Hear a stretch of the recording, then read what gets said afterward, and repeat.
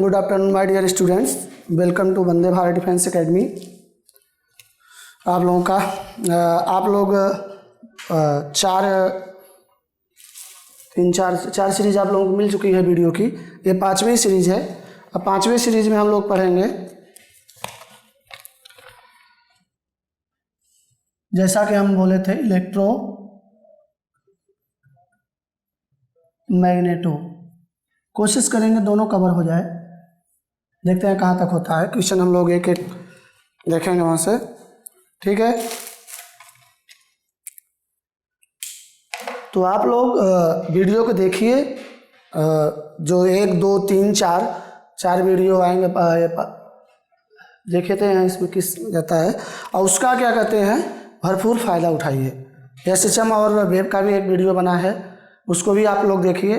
पूरा complete revision है, question के थ्रू हमने उसका पूरा कॉन्सेप्ट क्लियर कर दिया है।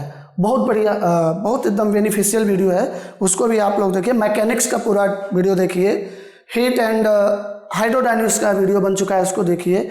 इसमें भी हम कोशिश करेंगे कि जो कॉन्सेप्ट है वो आप लोगों का क्लियर हो जाए, क्वेश्चन के माध्यम से आपका कॉन्सेप्ट क्लियर हो जाए, क्योंकि हम लोगों की थीम ही है concept through question, CTQ, concept through question, concept through question.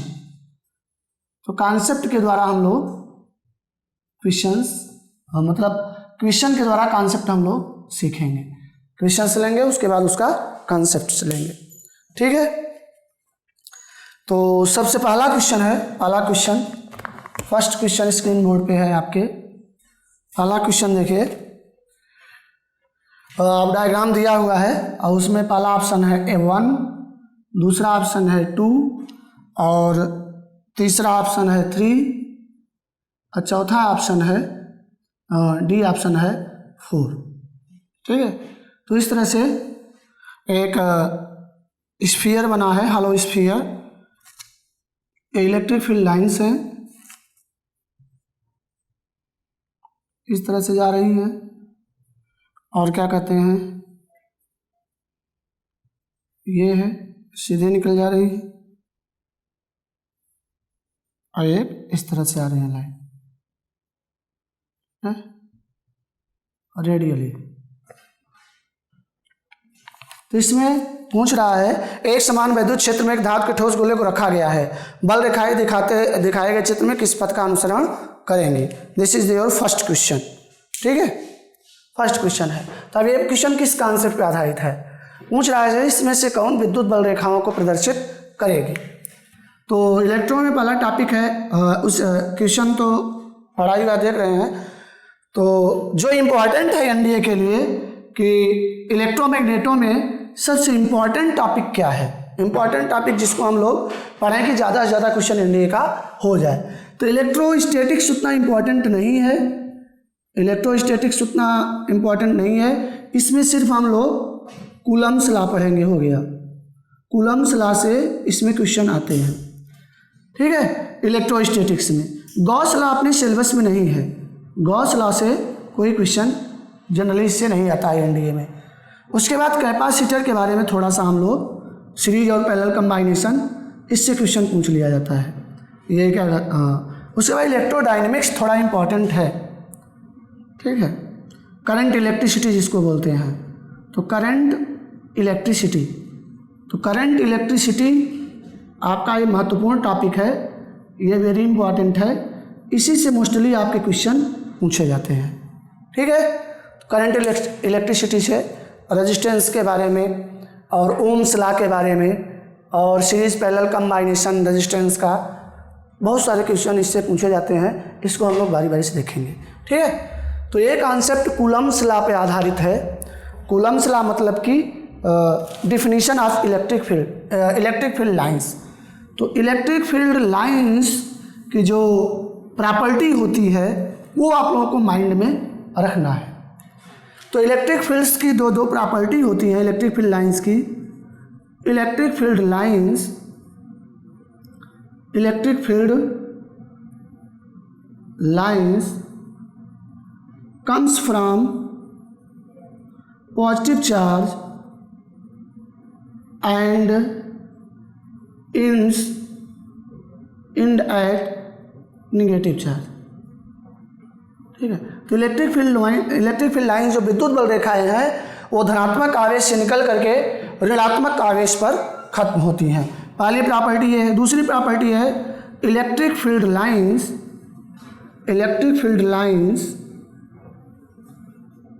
Do not intersect or and touch to each other. तो जो विद्युत बल रेखाएं हैं एक दूसरे को, इंग्लिश में लिख दे रहे हैं, हिंदी में आपको बोल दे रहे हैं, समझ जाइए कि जो विद्युत बल रेखाएं हैं एक दूसरे को न तो प्रतिच्छेदित करती हैं न तो एक दूसरे को स्पर्श करती हैं।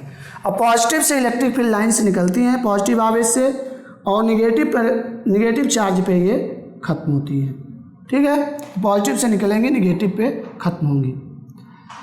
एक क्वेश्चन इसमें एक बार पूछा गया है ये भी कि पॉजिटिव से ख़त्म होती है निगेटिव पे, पॉजिटिव चलती है निगेटिव पे ख़त्म होती हैं। एक क्वेश्चन ये भी आया क्या लूप बनाती हैं? No, electric fields line does not make a loop. Electric field lines does not या do not, electric field lines do not make a loop. ये लूप नहीं बनाती हैं। लूप बनाने का मतलब हुआ कि इलेक्ट्रिक फील्ड लाइन्स यहाँ से जाएँ फिर यहाँ से आएँ, क्योंकि प्रॉपर्टी का वो विरोध हो जाएगा कि इलेक्ट्रिक फील्ड लाइन्स इधर से गई फिर ऐसे आ जाएंगी तब लूप बनेगा।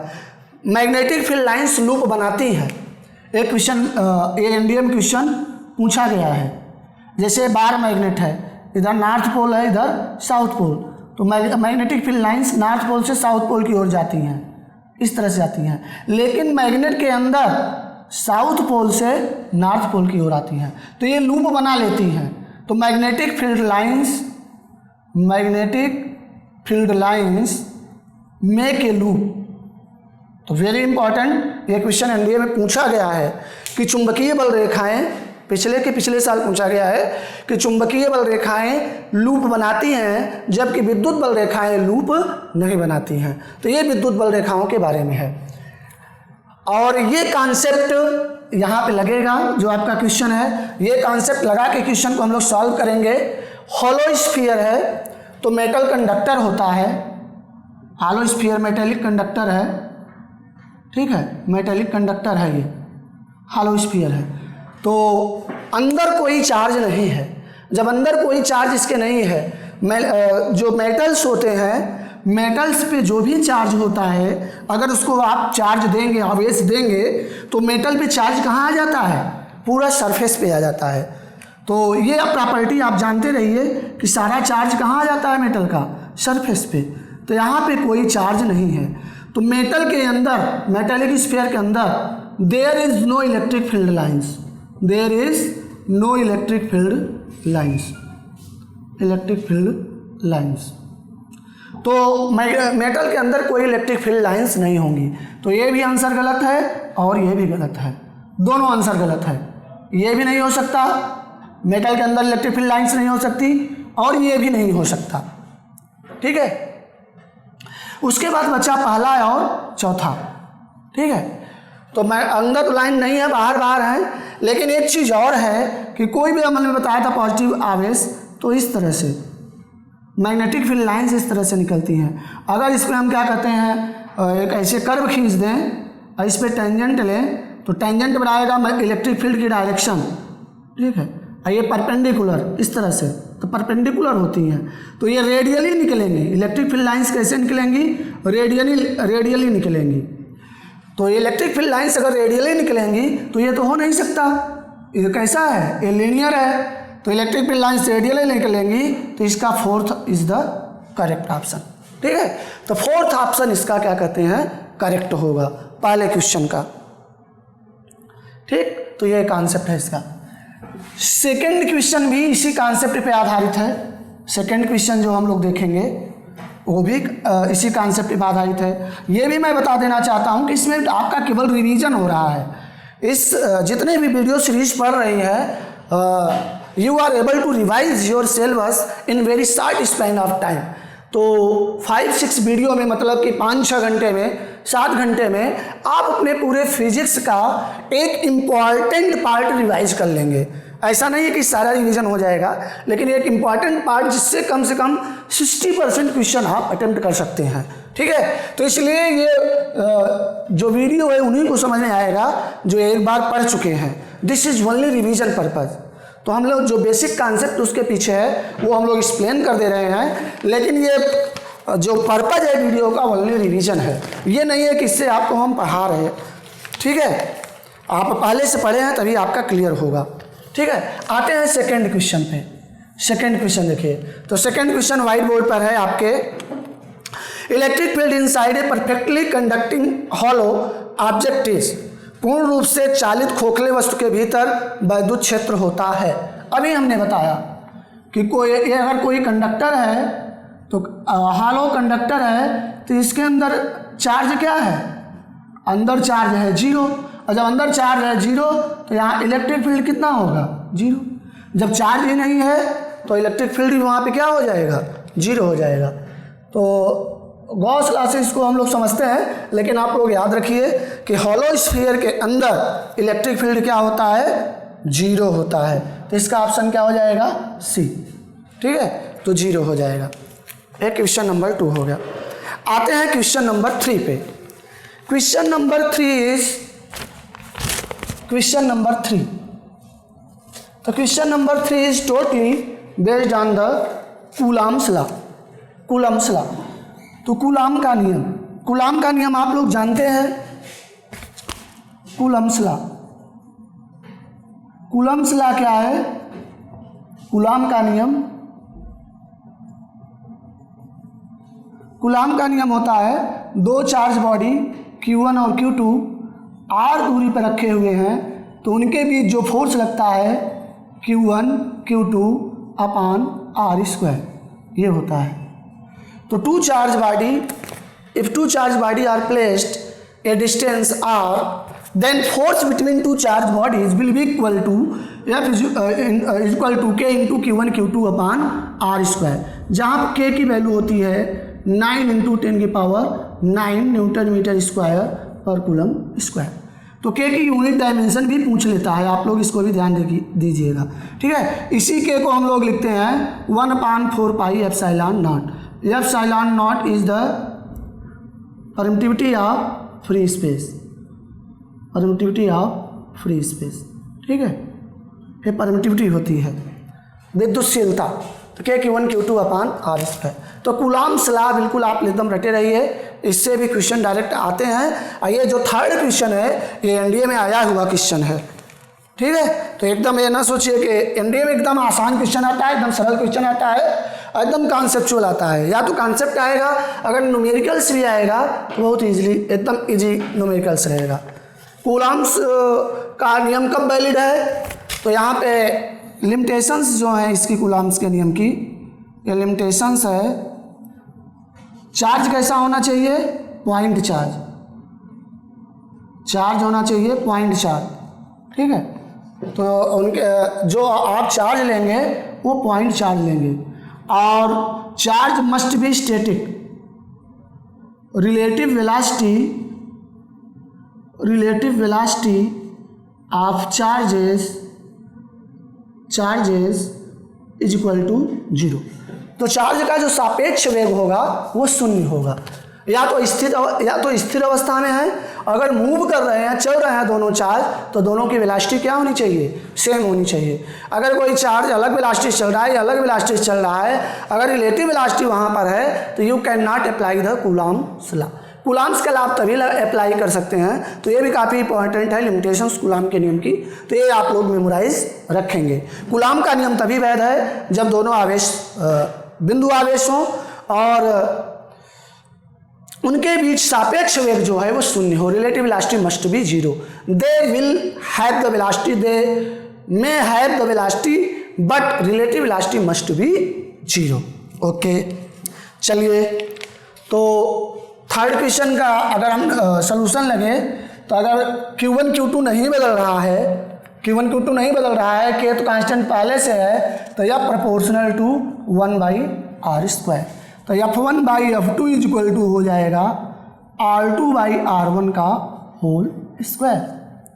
तो F1 बाई F2 हो जाएगा आपका, R2 कितना है, R2 आपका है 5 सेंटीमीटर से 10 मीटर हो जा रहा है, 5 सेंटीमीटर और खिसका दिए तो टोटल दूरी कितनी हो गई 10 सेंटीमीटर। मतलब इसको ऐसे आप लिख सकते हो 5 + 5 और नीचे कितना है 5, इसका होल स्क्वायर। तो 5 5 कितना हो गया 10 और नीचे 5 है तो 2 हो गया। तो F1 by F2 is equal to 10 by 5 का होल स्क्वायर। तो F2 इज इक्वल टू हो जाएगा, ये 5 दूनी 10 2 दूनी 4, तो F1 बाई 4। तो बल 1/4 हो जाएगा। तो अगर चाहो तो आप इतना न्यूमेरिकल भी ना सॉल्व करो, सीधे आप अगर जानोगे कि चार्ज आर कांस्टेंट, चार्ज नहीं बदल रहे हैं, तो F is universally proportional to r square. तो आर अगर दुगना होगा, 5 से 10 हो रहा है, तो आर दुगना होगा तो बल कितना होगा 1/4 गुना। ठीक है, तो इसका आंसर हो जाएगा घटकर 1/4। This is the correct answer. घटकर कितना हो जाएगा 1/4 हो जाएगा। वेरी गुड, ये भी कर सकते हैं। आते हैं तो कूलम्ब्स लॉ पे जितने क्वेश्चन आएंगे, वैसे भी इलेक्ट्रोस्टैटिक्स बहुत ज़्यादा इंडिया के लिए इंपॉर्टेंट नहीं है। क्वेश्चन बनेंगे तो बस इसी टाइप के बनेंगे, आप लोग इजीली उसको कर लेंगे। ठीक है, वेरी गुड। आइए क्वेश्चन नंबर 4 पे। Question number 4, question number 4, question number 4 आपके स्क्रीन पे है। क्वेश्चन नंबर 4 देखिए, कैपेसिटर का क्वेश्चन है। तो कैपेसिटर में हम लोग जानते हैं सीरीज और पैरेलल कंबाइनेशन। पहले हम बता दे रहे हैं कि टीचिंग पर मतलब उसके लिए नहीं है कि आप इसमें अपना पढ़ाई करें। पढ़ाई करने के लिए बहुत सारी चीज़ें कैपेसिटर में होती हैं, समझाने के लिए, पढ़ने के लिए। यहाँ पे हम लोग मान रहे हैं कि केवल आप रिवाइज कर रहे हो। तो कैपेसिटर का सीरीज और पैरेलल कंबाइनेशन, ठीक है, ये है। कैसे इसमें क्वेश्चन बन सकता है, ये बैटरी लगी है। अब बैटरी कितने वोल्ट की है 24 वोल्ट, और सबका कैपेसिटेंस दिया है 2 माइक्रोफैरड, 5 माइक्रोफैरड और 10 माइक्रोफैरड। Very good. आपसे पूछ रहा है कि 10 माइक्रोफैरड के बीच विभवांतर, इसका पोटेंशियल पूछ रहा है कि इसके बीच पोटेंशियल क्या हो। जैसा कि हम लोग जानते हैं, अगर कैपेसिटर सीरीज में हो, कैपेसिटर अगर सीरीज में हो, कैपेसिटर इन सीरीज,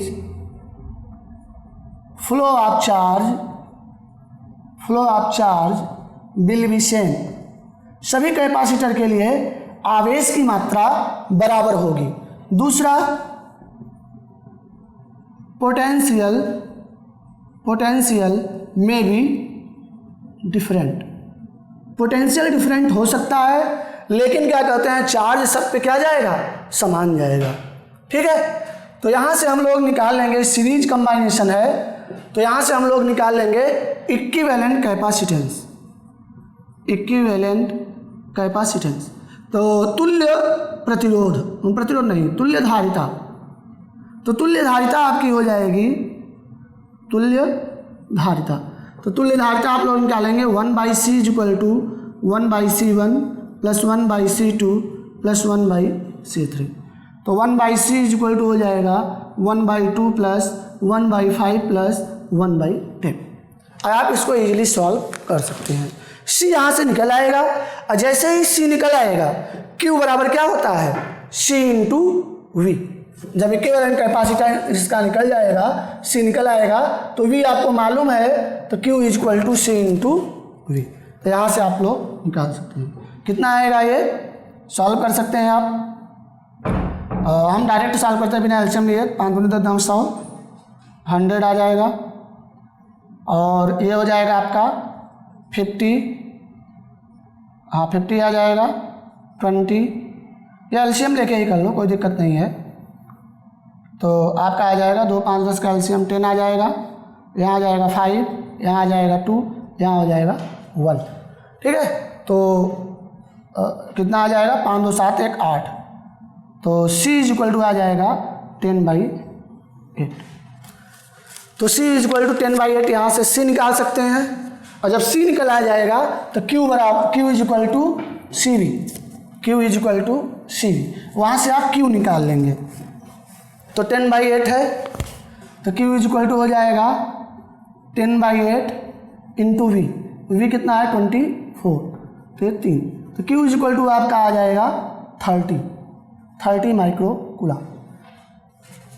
ठीक है, जब Q 30 आ गया तो यहाँ से हम लोग लिखेंगे सब पे आवेश सेम जाएगा, तो इस पे भी चार्ज सेम हो जाएगा, तो Q बराबर CV, तो Q हो गया 30, C कितना है 10 माइक्रोफैरड, C हो गया 3, मतलब Q हो गया 30 और C हो गया 10 और ये हो गया V, तो V बराबर कितना आ जाएगा 0 0 कैंसिल 3 वोल्ट।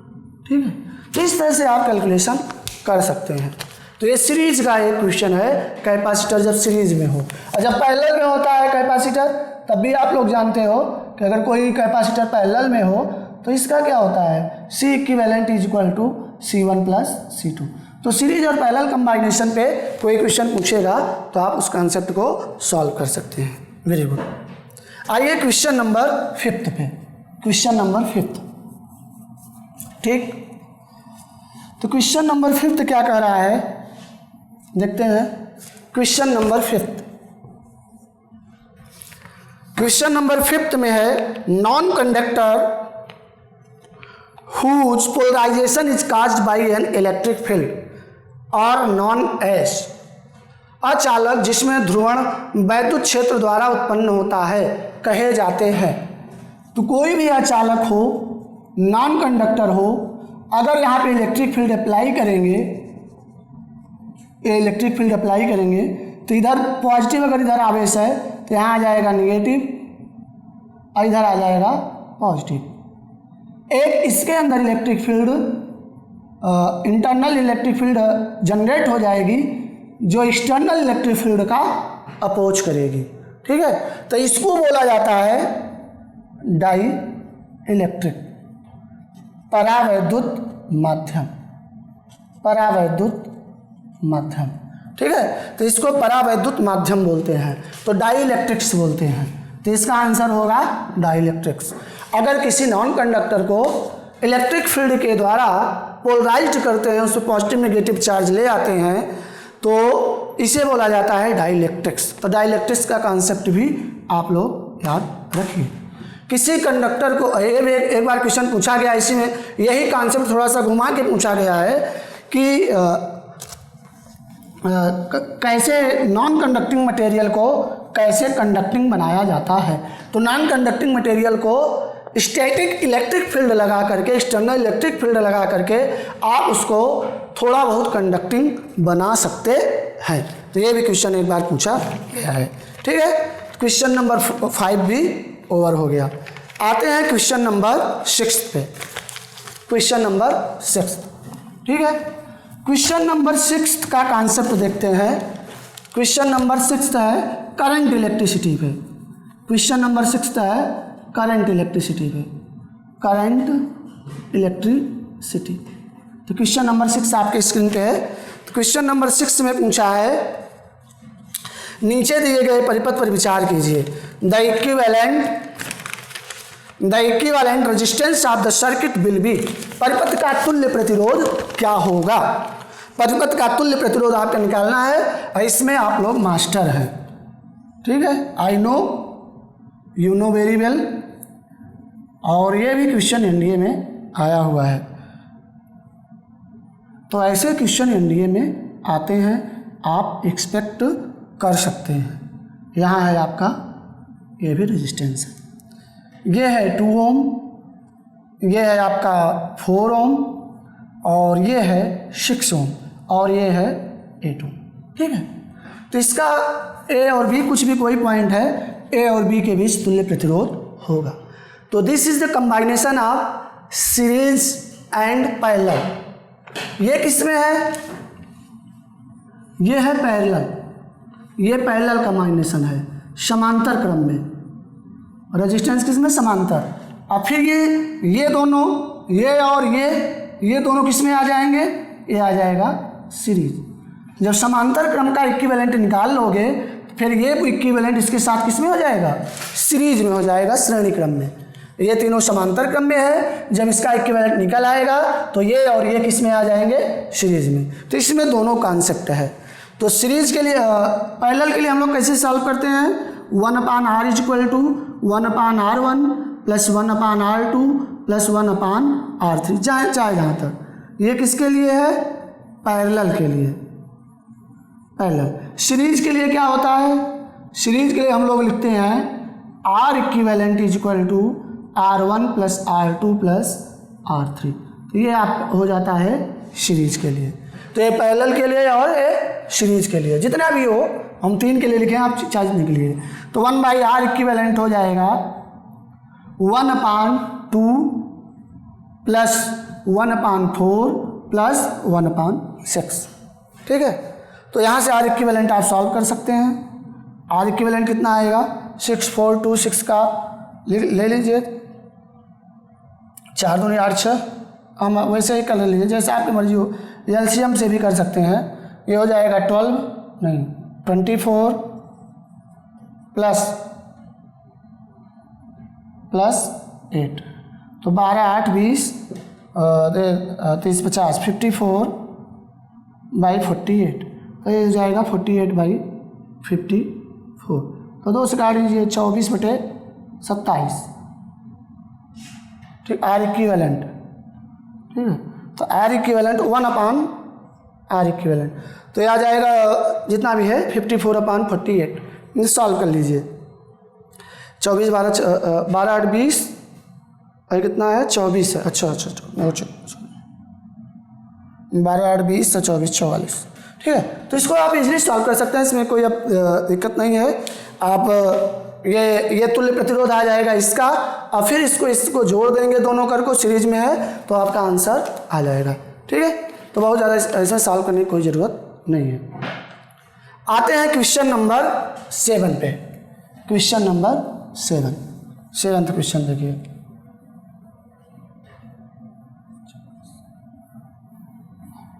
ठीक है, क्वेश्चन नंबर 7 देखते हैं। क्वेश्चन नंबर 7 आपका है, the resistance of wire length L, area of cross section is alpha is x ohm, if the wire is stretched to double its length its resistance would become. ठीक है, तो R is equal to होता है ρl by A. Very important formula, very important, NDA के लिए बहुत ज़्यादा important है। रो होती है यहाँ पे रजिस्टिविटी ऑफ मटेरियल। ये मटेरियल की प्रॉपर्टी होती है, हर मटेरियल के लिए अलग अलग होता है। L is length of wire, तार की लंबाई, और A is the cross sectional area of wire, cross sectional area of wire. ठीक है, तो ये आप क्या कहते हैं, ये होता है प्रतिरोध, रेजिस्टेंस। ठीक है, तो R is equal to ρl by A, ये आपका होता है। तो इस पे बहुत बढ़िया कॉन्सेप्ट है, इस पे बहुत सारे प्रॉब्लम, और अक्सर एनडीए में इस फार्मूले पे एक क्वेश्चन आता है, फ्रिक्वेंटली क्वेश्चन आस्क होता है। तो वेरी इंपॉर्टेंट है, R is equal to ρl by A. तो इसमें पूरा सोल्यूशन तो हम सॉल्व नहीं करेंगे, आपको इसमें एक ट्रिक याद रखिए। ट्रिक यही याद रखिए कि यदि तार को खींचकर n गुना कर दिया जाए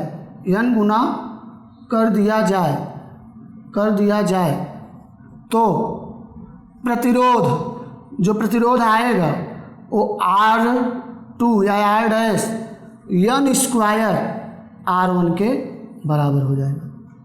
ठीक है, अगर तार को खींचकर n गुना कर दिया जाए, तार को सीधे 2 गुना ना ले लिया जाए, खींच कर अगर किया जाए, तो खींच कर आप लोग ध्यान देंगे, तार को 2 गुना करोगे तो प्रतिरोध कितना हो जाएगा, 2 गुना। तार को 10 गुना करोगे तो प्रतिरोध कितना हो जाएगा, 10 गुना रेजिस्टेंस। लेकिन अगर तार को खींच कर 2 गुना करोगे तो 2 दूनी 4, प्रतिरोध कितने गुना हो जाएगा, 4 गुना हो जाएगा। तो इसका आंसर हो जाएगा सी, क्योंकि तार को खींचकर 2 गुना किया गया है, और तार को खींचकर 2 गुना किया गया है, तो R1 बराबर दिया है x, R2 आपको निकालना है, तो R2 बराबर हो जाएगा n स्क्वायर x। तो R2 इक्वल टू हो जाएगा 2 का स्क्वायर इंटू x, तो R2 बराबर हो जाएगा 4x। ठीक है, तो 4 गुना प्रतिरोध उसका हो जाएगा। 9 गुना 10 गुना जितना भी पूछे आप इसको आंसर इजीली दे सकते हैं। इस पर क्वेश्चन इस तरह से पूछा जा सकता है। ठीक है, और rho is the resistivity of the material. यदि तार का जो मटेरियल है वो ना बदला जाए तब, तो रो यहाँ पे क्या है, रो इज द कांस्टेंट। तो रो अगर कांस्टेंट होगा तभी ये वैलिड होगा, अलग अलग तारों के लिए ये वैध नहीं होगा। तो ये बिल्कुल आप लोग ध्यान रखेंगे। ठीक है, नेक्स्ट आपका क्वेश्चन है क्वेश्चन नंबर 8। क्वेश्चन नंबर 8 पर आइए। क्वेश्चन नंबर 8 क्या बोल रहा है? क्वेश्चन नंबर 8 में कह रहा है कि what should be the reading of volt meter in the circuit given above. Question number 8, ये सर्किट आपको दी गई है कि सर्किट दिख रही है, ये है आपका, और ये बैटरी है 1.5 वोल्ट। ठीक है, और ये दो पैरेलल में रेजिस्टेंस हैं, दो रेजिस्टेंस पैरेलल में है इस तरह से। इसका वोल्टेज आपको निकालना है। इन्होंने कंफ्यूजन करने के लिए यहाँ वोल्ट मीटर दे दिया है, तो इसको हम लोग नहीं बनाएंगे, ये सिर्फ आपको कंफ्यूज करने के लिए पूछे हैं। इसका वोल्टेज पूछ रहे हैं कि इसका वोल्टेज क्या होगा। इसका बैटरी दिए हैं 1.5 वोल्ट। तो सबसे पहले इसमें क्या निकाल लीजिए, करंट, क्योंकि ये तो पैरेलल में है, ये पैरेलल में है, और ये पैरेलल में इसके साथ किस में हो जाएगा, सीरीज में। तो जो करंट यहाँ आएगी वही करंट इसमें जाएगी, तो वही पूरे सर्किट में एक ही करंट है। यहाँ करंट अलग अलग है, इस तार में अलग इसमें अलग, लेकिन और पूरे सर्किट में करंट क्या है, एक है, तार पूरा एक है, तो इसकी तरह है। तो इक्विवेलेंट रेजिस्टेंस आप निकाल लीजिए। सब कितना दिया है, 1 1 1, ये भी 1, ये भी 1, ये भी 1। तो ये तुल्य प्रतिरोध कितना हो जाएगा, 1/R इक्वल टू 1/1 प्लस 1/1, तो R इक्वल टू हो जाएगा 1/2। तो R कितना हो गया, 1/2। तो ये हो गया तो आपका प्रतिरोध 1/2, और ये कितना है 1, तब सीरीज में हो गया। R equal to R1 plus R2, तो R इक्वल टू हो जाएगा 1/2 प्लस 1, तो R इक्वल टू हो जाएगा 3/2। तो टोटल रेजिस्टेंस जो इक्विवेलेंट रेजिस्टेंस आ गया सर्किट का, वो आ गया 3/2। अब V बराबर कितना दिया है, 1.5 वोल्ट। तो V बराबर क्या होता है, I इंटू R इक्विवेलेंट। तो V बराबर है 1.5, I आपका नहीं मालूम है, R इक्विवेलेंट है आपका 3/2। यहाँ क्रॉस मल्टीप्लाई करेंगे तो ये भी 3 हो जाएगा, तो I बराबर आ जाएगा 1। तो I कितना आ गया, 1 एम्पियर। जब I 1 एम्पियर आ गया, इसमें भी धारा कितनी है, 1 एम्पियर, तो V बराबर I इंटू R, तो V आ जाएगा 1 इंटू 1, तो V बराबर आंसर आ जाएगा 1 वोल्ट। ठीक है, तो इसका आंसर आ जाएगा 1 volt. This is also very easy question. ये पैरेलल में है। यहाँ पे आपको कंफ्यूज करने के लिए वोल्ट मीटर दे दिया था, जिससे आप वोल्टेज मेजर करते हो, तो उसको हटा करके आप सॉल्व करिए, नहीं आप कंफ्यूज रहेंगे।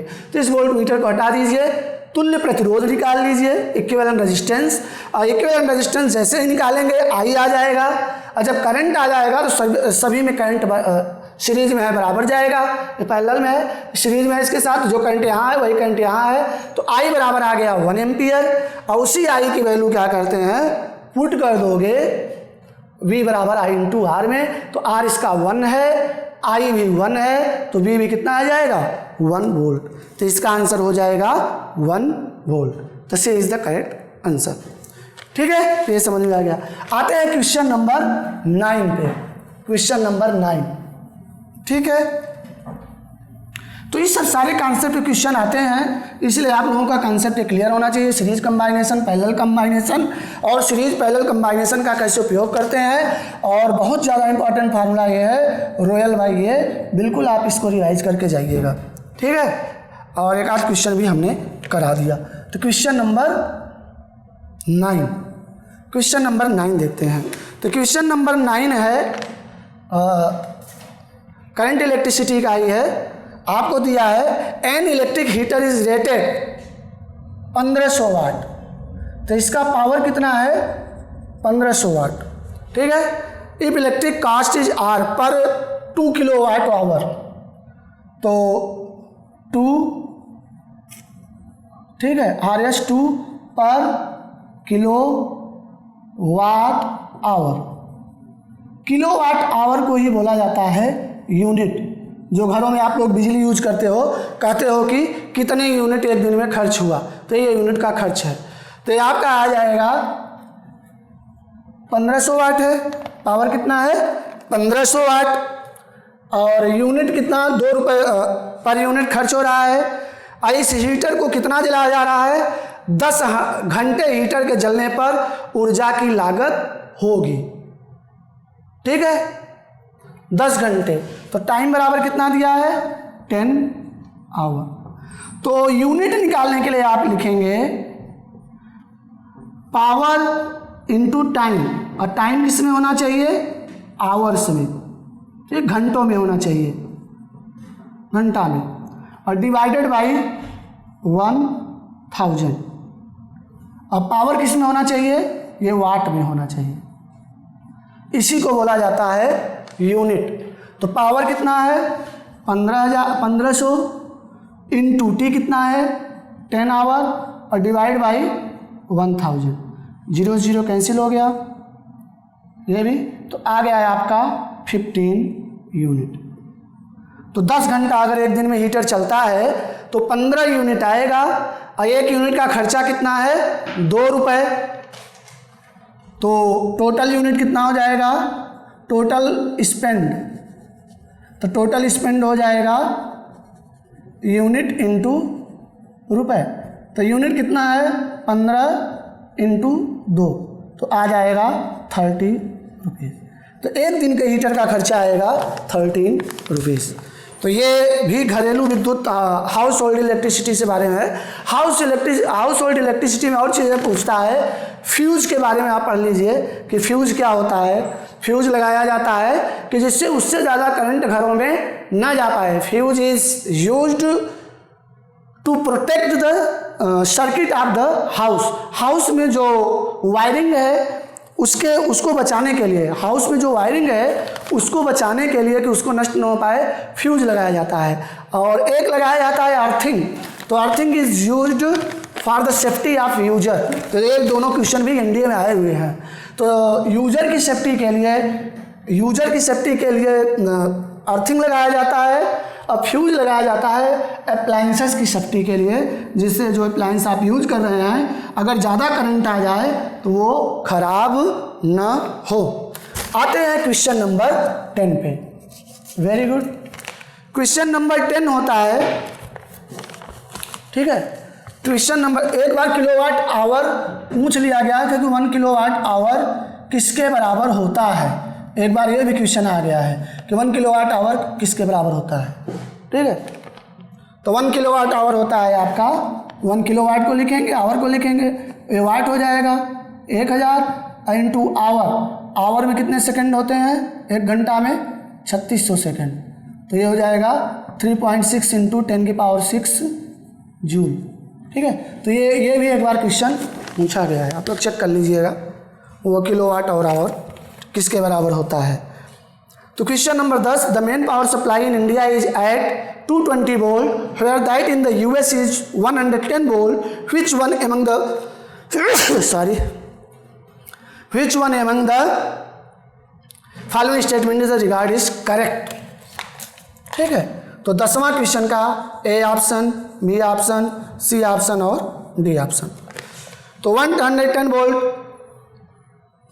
is safer but more expensive to maintain. 110 volt is safer and cheaper to maintain. 110 volt leads to lower loss.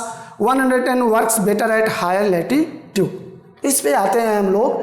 India में जो बिजली यूज होती है, इंडिया में ये होती है 220 वोल्ट पे, और फ्रीक्वेंसी होती है 50 हर्ट्ज। इंडिया में जो यूज होती है, यूएसए में जो यूज होती है बिजली 110 वोल्ट पे, फ्रीक्वेंसी शायद 60 होती है, चेक कर लीजिएगा, 60 हर्ट्ज।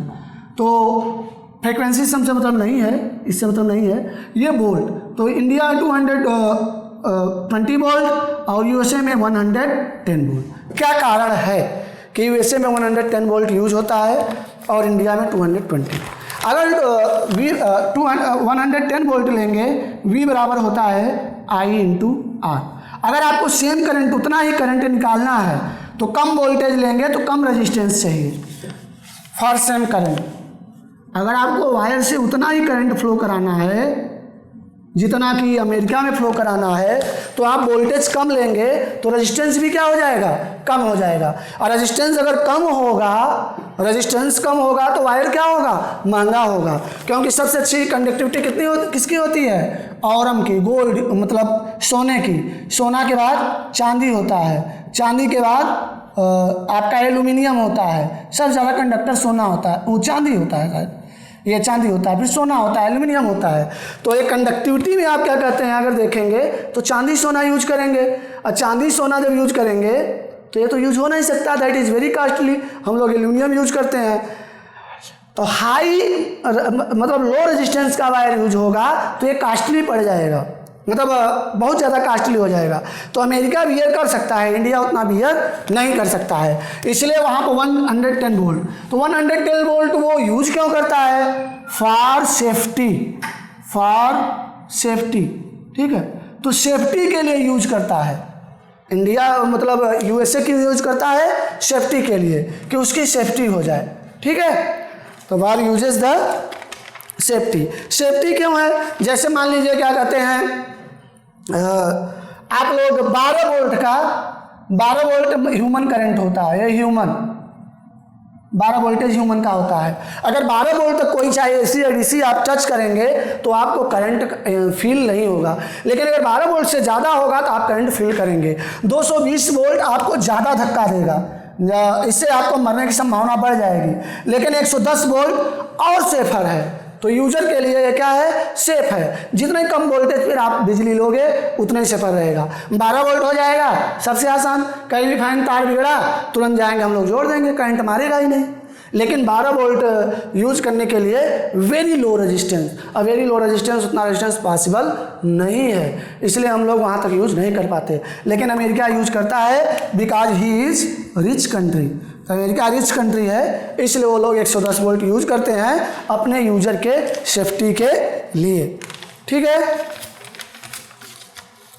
तो ये आपका क्या कहते हैं, पूरा इलेक्ट्रोस्टैटिक्स का और इलेक्ट्रोडायनेमिक्स का कॉन्सेप्ट रहा, जिसके द्वारा क्या कहते हैं आप लोग इलेक्ट्रोस्टैटिक्स और इलेक्ट्रोडायनेमिक्स के सारे क्वेश्चन आप लोग, जैसे क्वेश्चन आते हैं एनडीए में। अगर एयरफोर्स के लिए देखा जाए तो एयरफोर्स में थोड़ा और चीज़ें पूछी जाती हैं, लेकिन एनडीए में इतने से ही क्वेश्चन पूछा जाता है। फ्यूज क्या होता है हमने बता दिया, अर्थिंग क्या होता है हमने बता दिया, और इस तरह से जो होम अप्लायंसेस जो यूज होते हैं उनमें कितना बिजली खर्च होती है, बिजली खर्च करके निकालने का एक फार्मूला हमने बता दिया कि यूनिट आपको निकालना है तो कितने पावर का है, टाइम डिवाइड बाई 1000, इससे आप यूनिट निकाल लेंगे चाहे।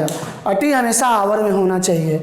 रेटिंग ऑफ द बल्ब, जैसे बल्ब की रेटिंग होती है, आप लोग देखते हैं कि बल्ब की रेटिंग क्या होती है, लिखा रहता है बल्ब पे 220 वोल्ट, ऐसे लिखा रहता है 220 वोल्ट और 100 वाट, ठीक है। तो ये रेटिंग है, तो 220 वोल्ट पर ये काम करेगा और इसका पावर कितना है, 100 वाट है। मान लो इसको 10 घंटे जलाना है तो आपको कितना बिजली लगेगी, तो 100 × 10/1000 कितना बिजली लगेगी, 1 यूनिट लगेगी।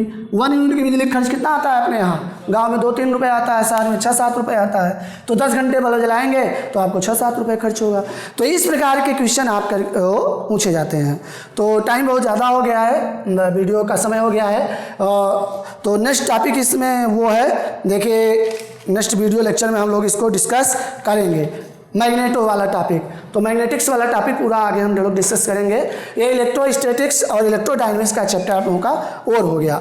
तो आप लोग वीडियो को व्यू करिए, लाइक करिए, शेयर करिए, कमेंट करिए। आपके कमेंट अप्रिशिएबल हैं। जब आप लोग कमेंट करके हमको ये बताएंगे कि आपका वीडियो अच्छा है, आप कुछ इसमें इम्प्रूवमेंट हो सकता है, इससे हमको बेनिफिट मिल रहा है, तो टीचर विल, आपका ये कमेंट्स टीचर को इनकरेज करेगा और अच्छी क्या कहते हैं चीज़ें आपको सीरीज में मिलेंगी। तो थैंक्स सबको, वंदे भारत, जय हिंद, जय भारत।